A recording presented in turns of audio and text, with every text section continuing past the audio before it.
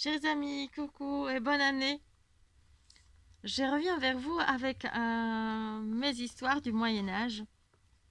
Aujourd'hui, j'aimerais bien partager avec vous un autre conte de ce même recueil, Contes du Moyen Âge, raconté par Karel Dvořák, adaptation française de Claude Clément, et joliment illustré et habillé en couleur par Miroslav Vacha.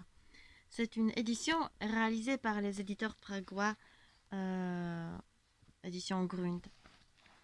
Et aujourd'hui, c'est encore un autre titre qui je veux vous présenter. Le titre, c'est L'étrange chemise. Et écoutons de quoi s'agit-il. Il était une fois un roi riche et puissant qui décida un jour de rénover somptueusement la salle principale de son palais. À cette époque, dans son royaume, vivait un charpentier qui n'avait pas son pareil. Son nom était sur toutes les langues, et la renommée de ses mains habiles parvint jusqu'au souverain. Celui-ci le fit appeler. Il le questionna sur la façon dont il s'y prenait, puis, lui faisant confiance, il lui donna à faire ce travail. C'était un événement dont parla beaucoup la noblesse des campagnes. Un chevalier l'apprit. Il possédait une propriété et lorsqu'il fut au courant de l'inégalable habileté du charpentier, il le fit appeler pour lui proposer de lui donner sa fille en mariage. Vous pouvez imaginer combien notre artisan se réjouit d'une union aussi flatteuse. Quant à la fiancée, elle ne s'est résolue qu'à regret à ce mariage avec un homme de si basse naissance. Néanmoins, rien ne s'opposa à la célébration de cette noce. Après la fête, la femme du chevalier fit appeler son gendre et lui dit : « Puisque tu es à présent le mari de ma fille, je tiens à t'offrir quelque chose. Prends cette chemise. À première vue, elle est comme les autres, mais ce n'est qu'une illusion. En fait, elle possède un pouvoir particulier. Rêve-la et garde-la jusqu'à ta mort.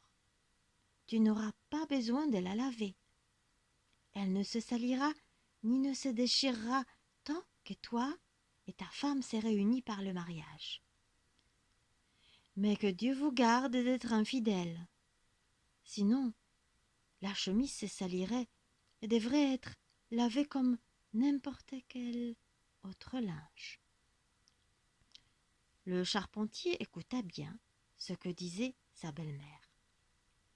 Il prit la chemise et déclara : « Je te remercie du fond du cœur de ton cadeau. Il nous rappellera à moi et à mon épouse que nous nous devons la fidélité jusqu'à la mort. Le pouvoir de cette chemise nous y aidera puisqu'il mettrait en évidence le moindre manquement à notre parole. » Peu de temps après, le roi fit savoir au charpentier qu'il était temps de se mettre à la tâche. Le maître se rendit donc à la ville principale, sans oublier de prendre sa fameuse chemise. Et il laissa sa femme à la maison. Il portait sa chemise tout en travaillant au palais, et jamais elle ne se salit, bien qu'il suât abondamment. Les gens remarquèrent le phénomène et s'en étonnèrent vivement. Tant et si bien qu'un jour, un courtisan de l'entourage du roi s'arrêta près de lui pour l'observer.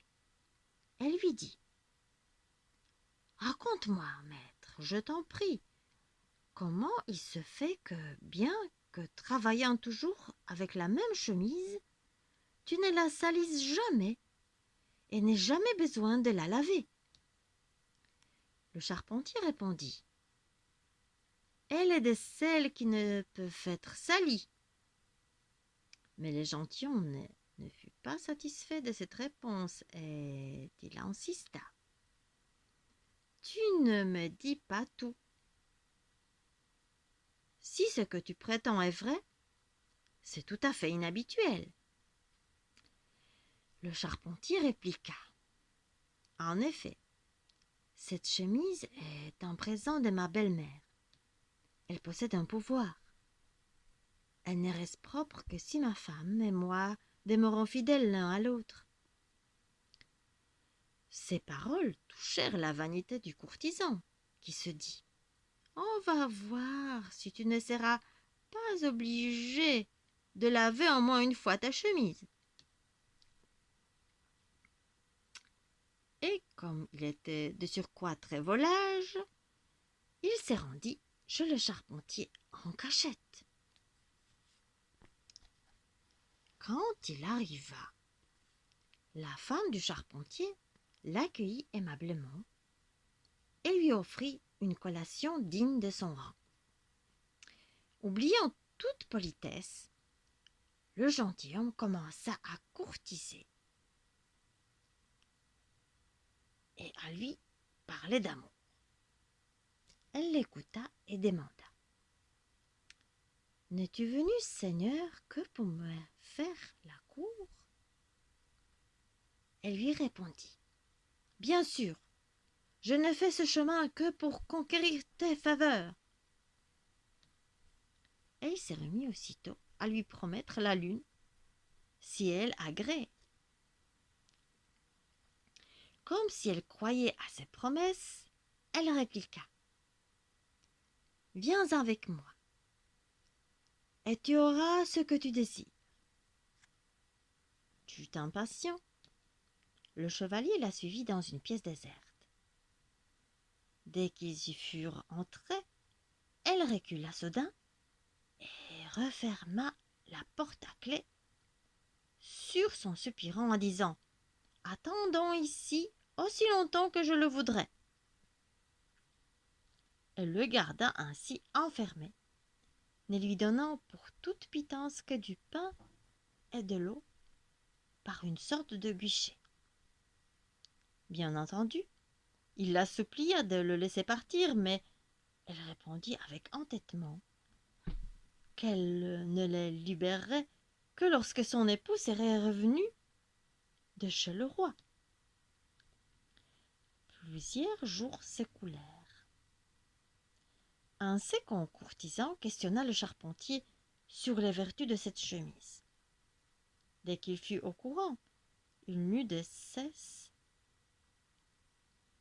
lui aussi, de faire en sorte que la chemise se salît. Il se rendit à son tour chez le charpentier. Une fois de plus, l'épouse accueillit aimablement le courtisan. Elle écouta patiemment ses galanteries et les conduisit, comme le premier, dans la chambre où elle enferma, comme par jeu, un troisième courtisan s'arrêta près du charpentier et lui posa les mêmes questions que les deux premiers. Il reçut les mêmes réponses et eut la même attitude. Il se rendit chez la femme du charpentier et elle, après l'avoir entendu, l'enferma à son tour dans la chambre avec du pain et de l'eau. On ne tarda pas à s'inquiéter à la cour du sort de ces trois gentilshommes, car ils ne s'étaient pas présentés depuis quelque temps devant le roi. Juste à ce moment, la tâche du charpentier fut achevée. Il put enfin retourner chez lui, où sa femme l'accueillit avec joie.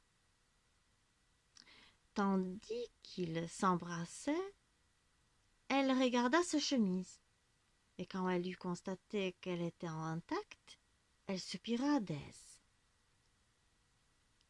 Il existe entre nous un véritable amour. Cette chemise le prouve.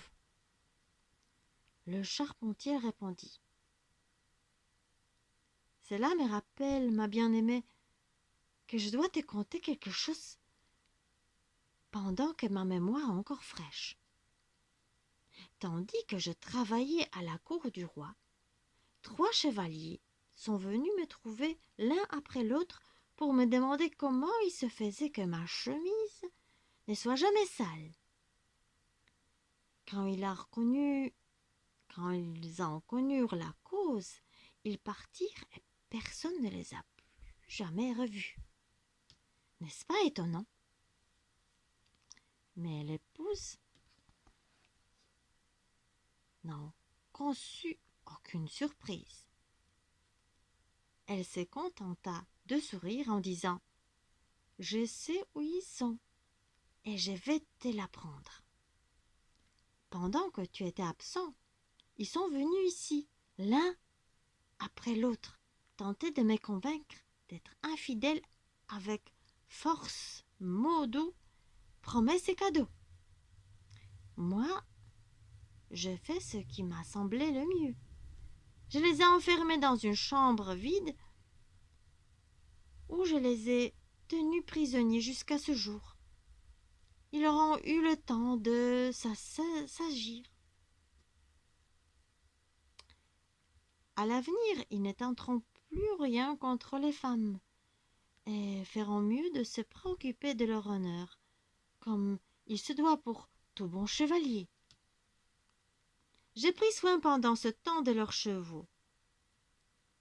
Ils n'ont manqué de rien. En entendant cela, le charpentier se réjouit de la fidélité de sa femme. Il délivra les chevaliers après leur avoir fait promettre de ne plus rien tenter contre l'honneur des dames. Ainsi s'achève l'histoire de cette chemise étrange, car à partir de ce jour, le charpentier et son épouse vécurent dans l'amour et la fidélité partagée jusqu'à la fin de leur existence. Vive l'amour! Meilleurs vœux pour tous pour cette année 2023. Et bonne lecture.